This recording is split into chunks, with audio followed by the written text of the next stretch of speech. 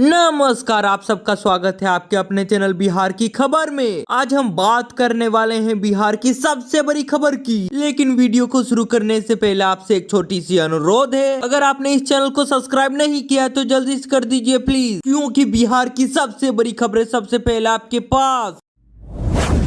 उपेंद्र कुशवाहा ने सीएम नीतीश कुमार को दे दी है बड़ी सलाह। निशांत का नाम लेकर जेडीयू के लिए जताई ये चिंता। पूरी जानकारी के लिए चैनल पर बने रहें। मुख्यमंत्री नीतीश कुमार के बेटे निशांत कुमार का तो 44वां जन्मदिन था। जन्मदिन के मौके पर निशांत के पटना के महावीर मंदिर पहुंचकर रुद्राभिषेक किया था। इसी दौरान उन्होंने बिहार के लोगों से इस बार भी अपने पिता नीतीश कुमार को सीएम बनाने की अपील की है। ऐसे में एक बार फिर से निशांत के सियासी एंट्री को लेकर पूरी तरह से कयासे लगाए जा रहे हैं। इसी बीच राष्ट्रीय लोक मोर्चा के अध्यक्ष उपेंद्र कुशवाहा ने सीएम नीतीश कुमार को बड़ी सलाह दे दी है और जेडीयू के भविष्य को लेकर चिंता जताई है। उपेंद्र कुशवाहा ने मुख्यमंत्री नीतीश कुमार और निशांत कुमार की तस्वीर अपने फेसबुक पेज पर शेयर करते हुए निशांत को जन्मदिन की बधाई दी है। इसके साथ ही उन्होंने जेडीयू के भविष्य को लेकर चिंता जताई है। उन्होंने निशांत को जेडीयू के लिए उम्मीद की नई रोशनी बताई है और मुख्यमंत्री को सलाह दे दी है कि अब सरकार और पार्टी दोनों का संचालन स्वयं उनके लिए भी पूरी तरह से उचित नहीं है। ऐसे में पार्टी की कमान तो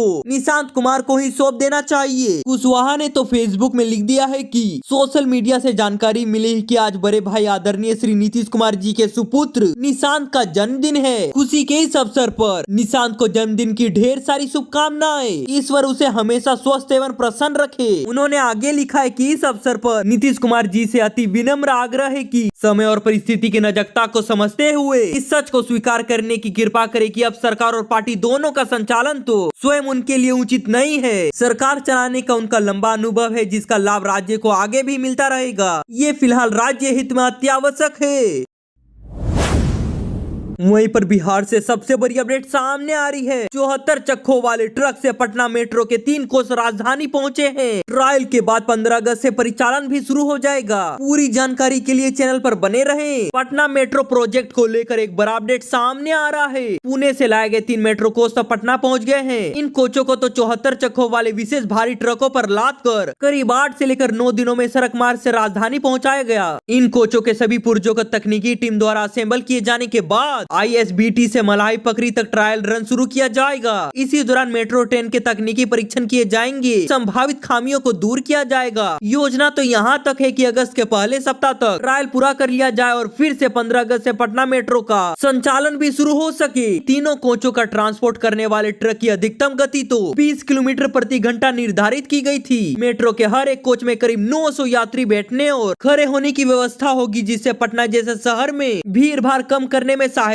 मिलेगी। पटना मेट्रो के प्राथमिक कॉरिडोर में ISBT से मलाई पकड़ी तक लगभग 6.1 किलोमीटर लंबा रूट तैयार किया गया है। इस रूट पर तो 3 कोच वाली मेट्रो ट्रेन चलाई जाएंगी। इस कॉरिडोर में कुल 5 स्टेशन बनाए गए हैं, जिसमें कि मलाई पकड़ी, खेमनीचक, भूतनाथ, 0 माइल ISBT शामिल है। हालांकि खेमनीच का स्टेशन तो अभी निर्माण अधीन है, इसलिए ट्रायल के दौरान इसे बाईपास किया जा सकता है। वहीं पर बिहार से सबसे बड़ी अपडेट सामने आ रही है। नई पार्टी बनाएंगे तेज प्रताप यादव। नया सोशल मीडिया पेज बनाकर उन्होंने यहाँ तक कह दिया था। अगर आपको पूरी जानकारी जानना है तो चैनल पर बने रहें। नई पार्टी बनाने की चर्चा के बीच राजद सुप्रीमो लालू प्रसाद के बड़े बेटे और पूर्व मंत्री तेज प्रताप यादव ने सोशल मीडिया पर अपना एक अलग पेज बनाया है। एक्स और फेसबुक पर तो तेज प्रताप यादव ने तेज प्रताप यादव के नाम से पेज बनाया है। उन्होंने तो अपने समर्थकों से इस पेज को फॉलो करने की अपील की है। अपने पेज पर तेज प्रताप यादव ने एक नारा लिखा है, जिसका कायम है प्रताप, वो है आपका अपना तेज प्रताप। सोशल मीडिया पेज पर तेज प्रताप यादव ने अपने माता पिता लालू यादव और राबड़ी देवी की तस्वीर भी लगा दी है। हालांकि तेज प्रताप के करीबियों का कहना है कि वे तो जल्द ही नई पार्टी बना सकते हैं। हालांकि तेज प्रताप ने खुद सामने आकर विधिवत नई पार्टी बनाने को लेकर कोई भी औपचारिक घोषणा नहीं की है। वहीं पर RJD ने तो तेज प्रताप यादव को 6 महीने के लिए निष्कासित करने का पत्र जारी किया था, लेकिन इसे औपचारिक सूचना अब तक विधानसभा को तो नहीं मिला है। इस कारण तेज प्रताप के विधानसभा में बैठने की पुरानी व्यवस्था ही कायम रहेगी। मॉनसून सत्र में तेज प्रताप अपने छोटे भाई और नेता प्रतिपक्ष तेजस्वी यादव के बगल में बैठते हैं। आपको बताते चले कि करीब 2 महीने पहले तेज प्रताप यादव ने तो सोशल मीडिया अकाउंट पर अनुष्का के साथ कुछ रंगीन तस्वीरें पोस्ट की थी। उसमें दोनों के 12 सालों से रिलेशनशिप में होने का दावा किया गया था। कुछ देर बाद ही ये पोस्ट डिलीट कर दिया गया था। हालांकि बाद में सोशल मीडिया पर दोनों के कई अन्य फोटो भी वायरल होने लगे। इसके बाद क्या होना था, लालू यादव ने तो तेज प्रताप यादव को आरजेडी से 6 सालों के लिए निष्कासित कर दिया और परिवार से भी बाहर का रास्ता दिखा दिया था।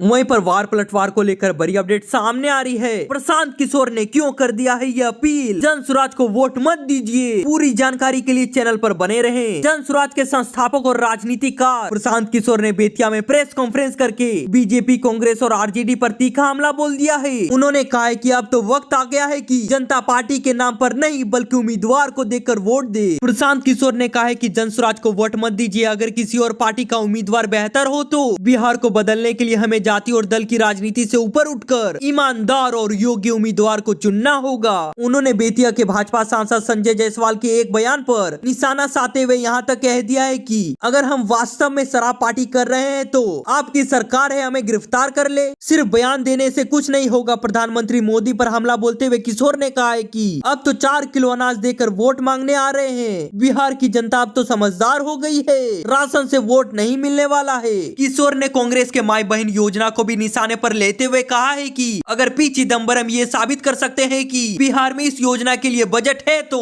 हम मान लेंगे कि कांग्रेस गंभीर है। लालू यादव और उनके परिवार के आरे हाथों लेते हुए पीके ने कहा है कि आप दोनों मुख्यमंत्री रहे, इतने वर्षों तक तो सत्ता में रहे थे, लेकिन आपका बेटा आज तक 9वीं पास नहीं कर पाया। ये कैसी राजनीति है भाई। किशोर ने साफ किया है कि उनकी राजनीति किसी जाति या धर्म पर नहीं है बल्कि जनता की भागीदारी और विकास के मुद्दे पर आधारित है। उन्होंने कहा है कि बिहार में बदलाव अब जनता के हाथ में है और ये बदलाव तो योग्य उम्मीदवारों से ही होगा। अगर आपने इस चैनल को सब्सक्राइब नहीं किया तो जल्दी से कर दीजिए प्लीज, क्योंकि बिहार की सबसे बड़ी खबरें सबसे पहले आपके पास।